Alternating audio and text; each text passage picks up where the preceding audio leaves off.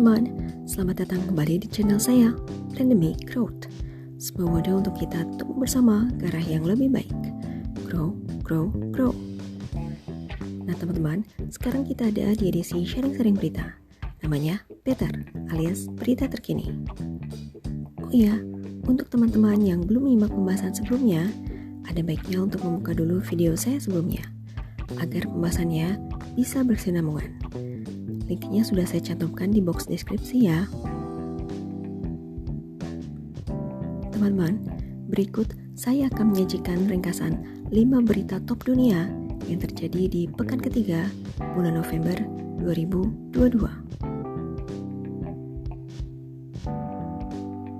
Berita pertama adalah berita tentang rudal Rusia yang hantam wilayah anggota NATO, Polandia. Teman-teman, Kementerian Pertahanan Rusia menyebutkan pernyataan Polandia tentang rudal Rusia yang jatuh ke wilayahnya di dekat perbatasan Ukraina sebagai provokasi. Kantor berita negara TASS melaporkan pada Selasa 15 November 2022 bahwa Kementerian Pertahanan menyatakan tidak ada serangan rudal oleh senjata Rusia di dekat perbatasan Ukraina-Polandia.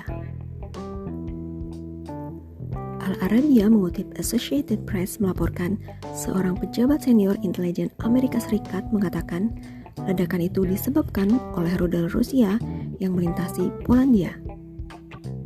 Namun Pentagon mengatakan belum dapat mengkonfirmasi laporan tersebut dan sedang menyelidikinya. Anggota NATO termasuk Polandia menyerukan pertemuan darurat Dewan dan Kabinet Keamanan Nasionalnya untuk membahas masalah tersebut. Berita kedua adalah berita tentang populasi dunia yang tembus 8 miliar. Teman-teman, jumlah penduduk dunia melonjak melewati 8 miliar orang pada Selasa 15 November 2022. Perserikatan Bangsa-Bangsa memperingatkan bahwa lebih banyak kesulitan akan terjadi di daerah yang sudah menghadapi kelangkaan sumber daya karena dampak perubahan iklim. Menurut proyeksi PBB, apakah itu makanan atau air, baterai atau bensin, akan ada lebih sedikit yang dapat dihabiskan karena populasi global bertambah 2,4 miliar orang lagi pada 2080-an. Secara global, tonggak 8 miliar populasi mewakili penambahan 1 miliar orang ke planet ini hanya dalam waktu 11 tahun. Menurut para ahli, pertumbuhan populasi yang cepat dikombinasikan dengan perubahan iklim kemungkinan akan menyebabkan migrasi massal dan konflik dalam beberapa dekade mendatang. Berita ketiga adalah berita tentang Donald Trump yang resmi maju jadi calon presiden Amerika Serikat 2024. Teman-teman, Donald Trump pada Rabu 16 November 2022 mengumumkan pencalonan dirinya dalam pemilihan Presiden Amerika Serikat 2024. Bekas Presiden Amerika Serikat yang berusia 76 tahun tersebut telah mengajukan dokumen ke Komisi Pemilihan Federal Amerika Serikat. Trump adalah pesaing besar pertama dari Partai Republik atau Demokrat yang secara resmi mengumumkan pencalonannya. Usai kalah dalam pemilihan presiden 2020, Donald Trump telah melancarkan serangan tanpa henti terhadap integritas pemungutan suara Amerika Serikat. Ia kemungkinan akan kembali berhadapan dengan Joe Biden dari Partai Demokrat sebagai calon presiden.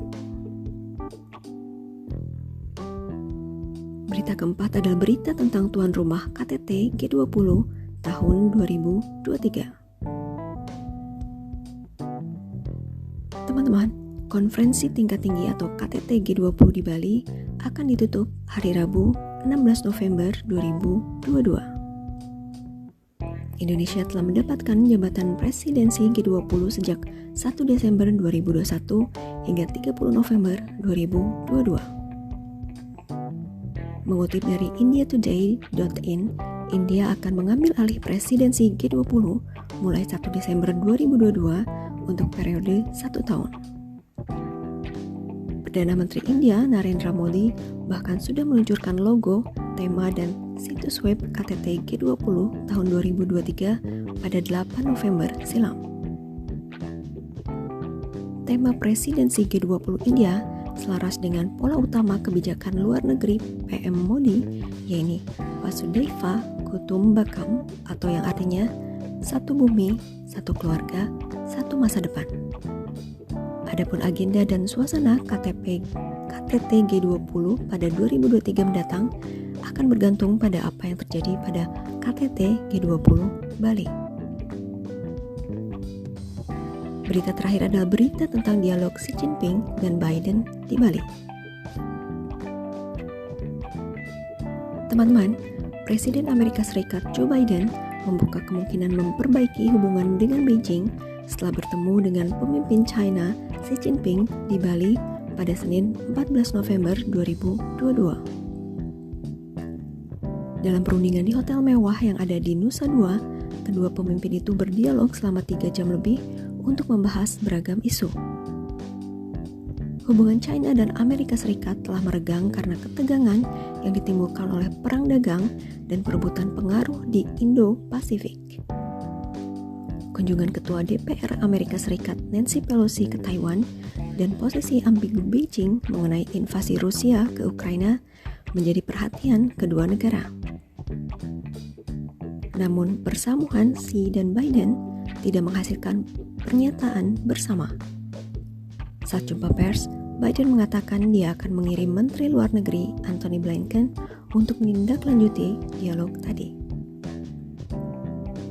Nah teman-teman, sampai di sini dulu pembahasan secara singkat dan sederhana tentang 5 berita top dunia di edisi Better alias berita terkini. Oh iya, untuk teman-teman yang mau sharing pengetahuan atau berkomentar seputaran isu ini, boleh langsung tulis di kolom yang tersedia. Jangan lupa untuk tetap disclaimer on. Pelajari dengan betul sebelum terjun ke hal-hal yang tidak kita ketahui. Satu lagi teman-teman, jangan lupa dukung terus buku antologi saya ya. Sudah bisa dipesan loh.